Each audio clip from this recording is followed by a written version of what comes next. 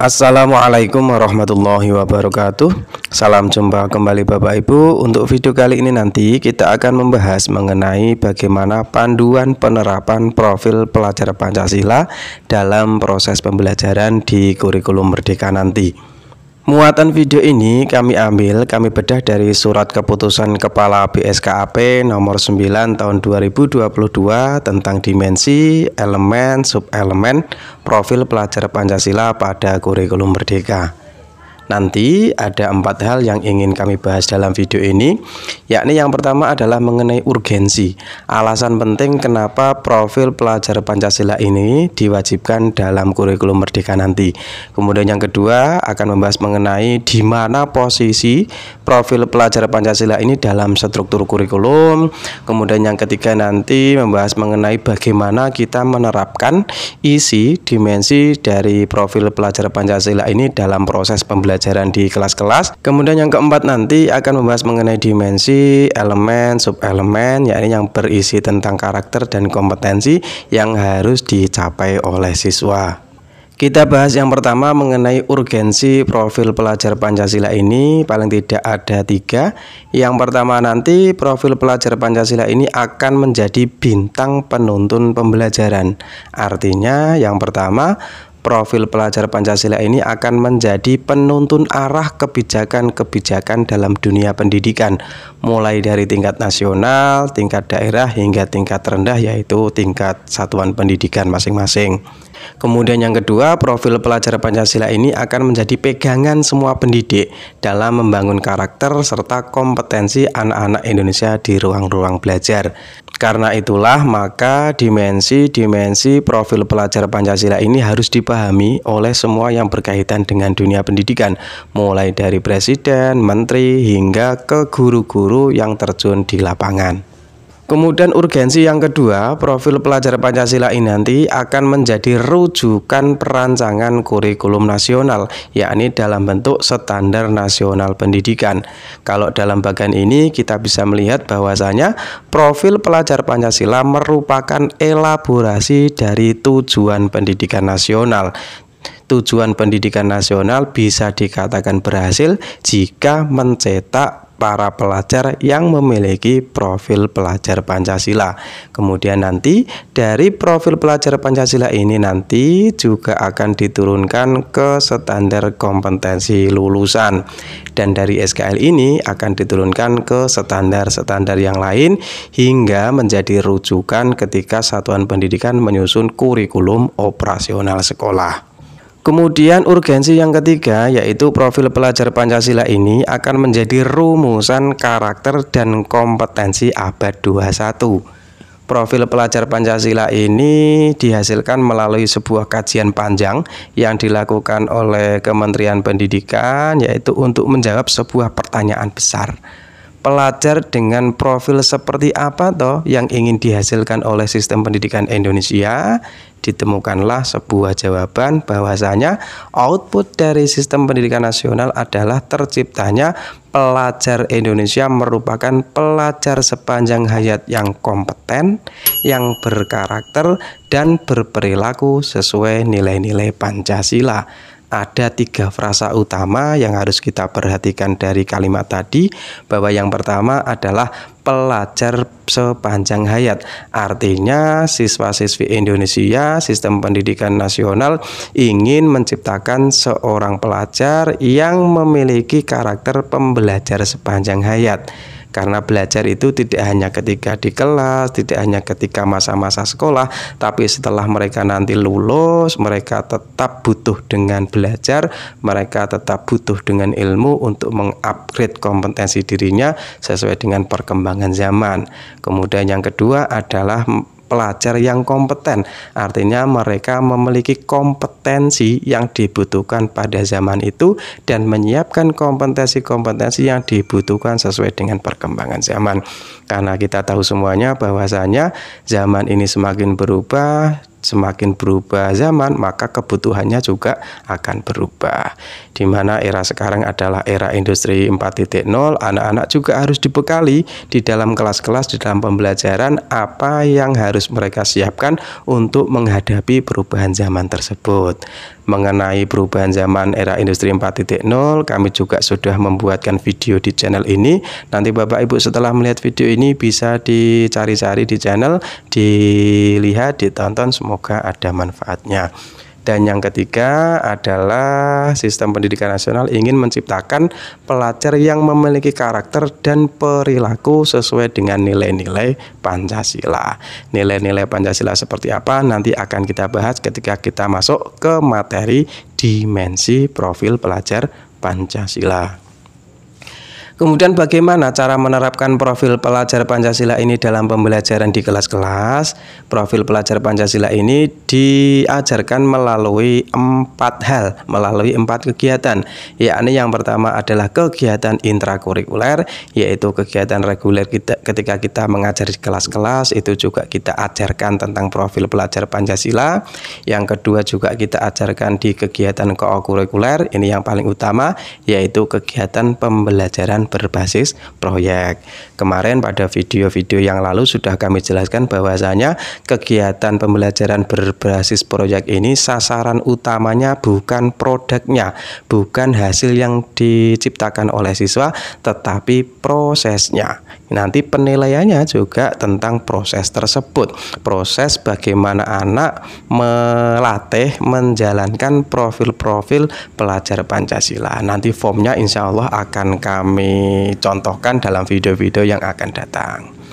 Dan yang ketiga, profil pelajar Pancasila ini juga diajarkan melalui kegiatan ekstrakurikuler, yaitu kegiatan pengembangan bakat dan minat siswa, dan juga diajarkan melalui budaya sekolah. Semua warga sekolah, baik dari guru, dari siswa, membudayakan, membiasakan tentang dimensi dari profil pelajar Pancasila ini, sehingga ketika 4-4-nya ini dilaksanakan, maka insya Allah lulusan satuan pendidikan, lulusan siswa-siswi sekolah kita akan menjadi seorang siswa yang memiliki profil pelajar Pancasila. Amin, Allahumma amin.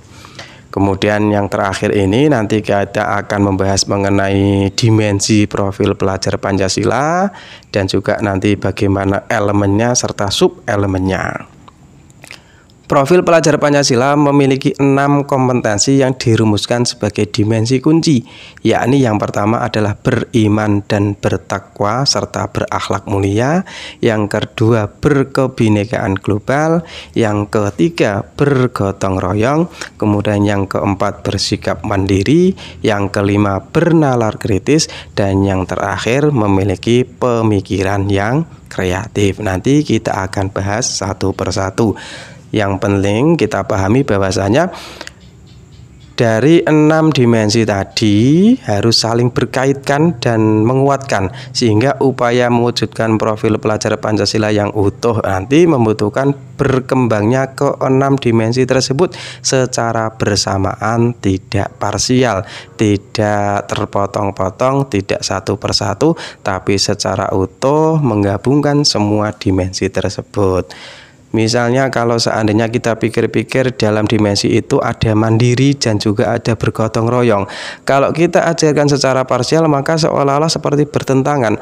Mandiri itu kan harus bekerja secara sendiri, kok ada bergotong royong. Makanya ke-6 dimensi tadi harus diajarkan secara bersamaan, secara saling melengkapi, tidak secara parsial. Sehingga dimensi tersebut menunjukkan bahwa profil pelajar Pancasila tidak hanya fokus pada kemampuan kognitif saja, tetapi juga sikap dan perilaku sesuai jati diri sebagai bangsa Indonesia sekaligus sebagai warga dunia. Selanjutnya nanti kita akan bahas mengenai elemen dan sub-elemen, yaitu penjabaran dari ke-6 dimensi tadi. Sekarang kita akan membahas mengenai elemen dan sub-elemen dari dimensi-dimensi tersebut. Untuk dimensi yang pertama, yakni dimensi beriman, bertakwa kepada Tuhan Yang Maha Esa serta berakhlak mulia, ini memiliki 5 elemen kunci. Pelajar mampu memahami ajaran agamanya dan kepercayaannya serta menerapkan dalam kehidupan sehari-hari. Elemen dari dimensi ini ada 5, yakni yang pertama adalah akhlak beragama. Artinya peserta didik, pelajar mampu memahami serta menerapkan ajaran agama dan kepercayaannya masing-masing.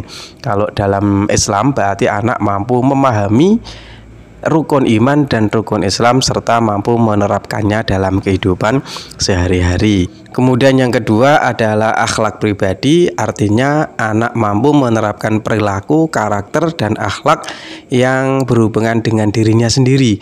Misalnya ikhlas, jujur, berani mencoba hal baru, itu akhlak yang dibutuhkan untuk pribadinya sendiri. Kemudian yang ketiga adalah akhlak kepada manusia, artinya akhlak-akhlak yang mereka butuhkan dalam kehidupan bersosial, misalnya saling menghormati, saling toleransi, setia kawan, dan juga saling menghargai.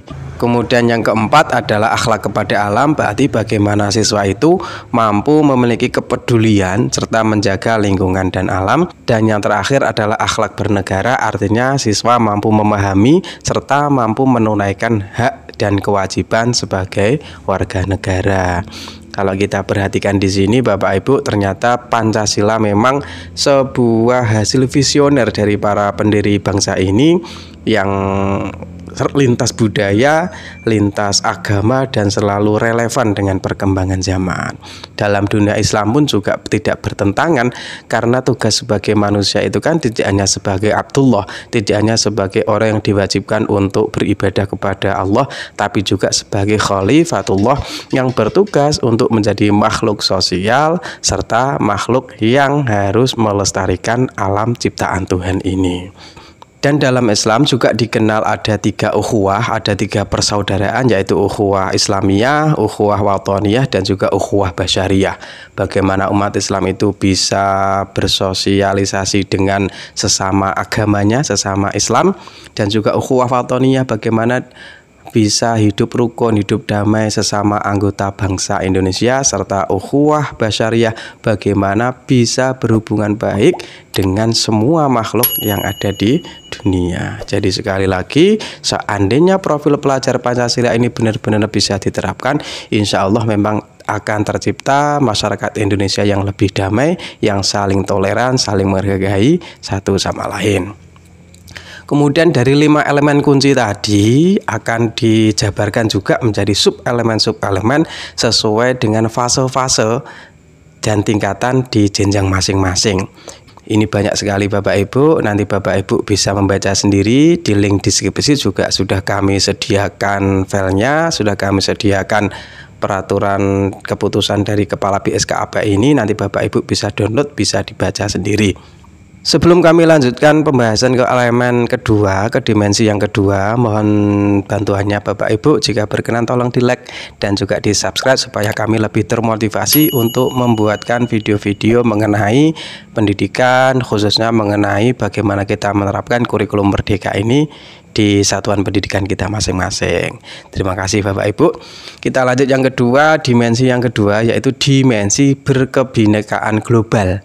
Yakni pelajar Indonesia itu mempertahankan budaya luhur, lokalitas dan identitasnya, dan tetap berpikiran terbuka dalam berinteraksi dengan budaya lain. Ada 4 elemen kunci, yakni yang pertama adalah mengenal dan menghargai budayanya sendiri, baik itu budaya lokal maupun budaya nasional. Kemudian yang kedua, mampu berkomunikasi dan berinteraksi antar budaya, tidak membeda-bedakan budaya, tidak membeda-bedakan agama, anak mampu berinteraksi dengan semua kalangan. Dan yang ketiga, mampu melakukan refleksi dan tanggung jawab terhadap pengalaman kebinekaannya. Dan yang keempat, anak-anak mampu berkeadilan sosial, memperlakukan semua sahabat, semua teman secara adil, sebagai warga negara yang baik, bahkan sebagai warga negara secara global. Untuk sub elemennya nanti juga bisa Bapak Ibu baca sendiri, karena kalau dijabarkan di sini akan memakan waktu yang cukup panjang, nanti juga tidak terlalu baik. Kita lanjut ke dimensi yang ketiga, yaitu dimensi bergotong royong. Artinya pelajar Indonesia memiliki kemampuan bergotong royong, yaitu kemampuan untuk melakukan kegiatan secara bersama-sama dengan sukarela agar kegiatan yang dikerjakan dapat berjalan lancar, mudah, dan ringan. Ada 3 elemen kunci untuk dimensi ini, yakni yang pertama adalah siswa mampu berkolaborasi, artinya mampu bekerja sama dengan orang lain dengan sukarela dan juga dengan senang hati. Siswa mampu menunjukkan sikap positif terhadap orang lain. Kemudian yang kedua adalah adanya kepedulian, artinya ada sikap tanggap terhadap kondisi lingkungan sekitar dan lingkungan masyarakat untuk menghasilkan kondisi yang lebih baik. Dan yang ketiga, siswa mampu berbagi, artinya mampu memberi dan mampu menerima segala hal penting yang berguna bagi kehidupan baik secara pribadi maupun secara masyarakat dan secara bersama-sama. Sekali lagi mohon maaf Bapak Ibu, untuk subelemen nanti bisa Bapak Ibu baca sendiri, ngoten nggih. Kita lanjut saja yang ketiga, yaitu mengenai elemen yang keempat tentang dimensi mandiri. Artinya pelajar Indonesia merupakan pelajar yang mandiri, yaitu pelajar yang bertanggung jawab atas proses dan hasil belajarnya. Untuk dimensi ini ada 2 elemen kunci, yakni yang pertama, siswa mampu memiliki kesadaran akan diri dan situasi yang dihadapinya. Artinya siswa mampu merefleksi dirinya sendiri, mampu menemukan kelebihan dan kekurangan dirinya sehingga mereka mampu memaksimalkan kelebihan dan potensi yang mereka miliki. Kita tahu semua bahwa siswa itu memiliki bakat yang unik, bakat yang diberikan oleh Tuhan sejak lahir. Kalau dari segi kecerdasan itu ada 8 macam kecerdasan. Semua anak itu hebat, semua anak itu unik, tapi kehebatannya itu berbeda-beda. Ada yang hebat di musiknya, namanya kecerdasan musikal. Ada juga yang hebat di olahraganya, namanya kecerdasan kinestetik. Ada yang hebat di bahasanya, namanya kecerdasan linguistik. Juga ada yang hebat di pelajarannya, yaitu kecerdasan matematis.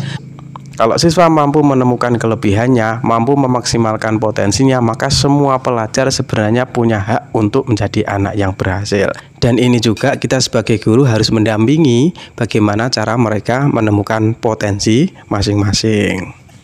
Untuk elemen yang kedua yaitu regulasi diri, artinya siswa mampu mengatur pikirannya, juga mampu mengatur perasaannya dan perilakunya untuk mencapai tujuan belajar dan mencapai cita-citanya di masa depan. Siswa harus diberi pemahaman bahwa sekolah itu adalah sebuah proses. Yang namanya proses tentu akan mengalami masa gagal. Sehingga anak ketika mengerjakan soal masih gagal, tidak perlu kita marahi, tapi selalu kita motivasi supaya mereka tidak takut bermimpi, tidak takut mencoba hal baru di masa depan.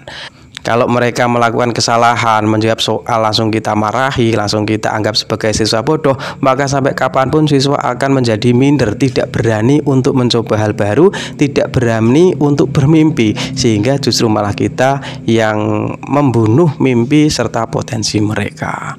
Untuk itu sekali lagi bahwa untuk dimensi ini perlu bimbingan dari kita sebagai guru, perlu pancingan, perlu penggalian dari kita, sehingga insya Allah semua siswa nanti akan menemukan potensinya masing-masing.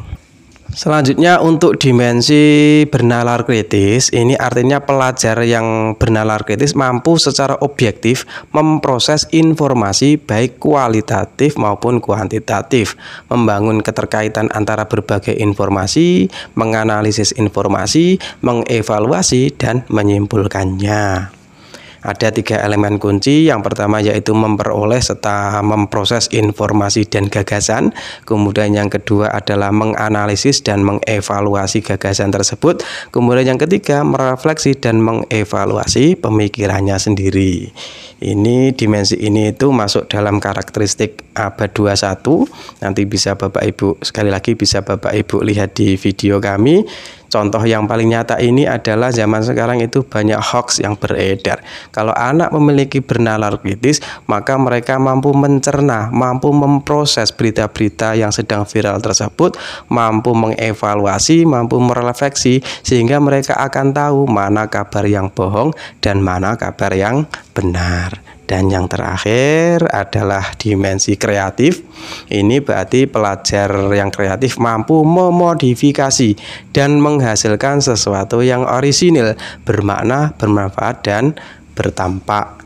Ada 3 elemen kunci. Yang pertama, menghasilkan gagasan yang original, menghasilkan karya dan tindakan yang original, serta memiliki keluasan berpikir dan mencari alternatif dari solusi sebuah permasalahan.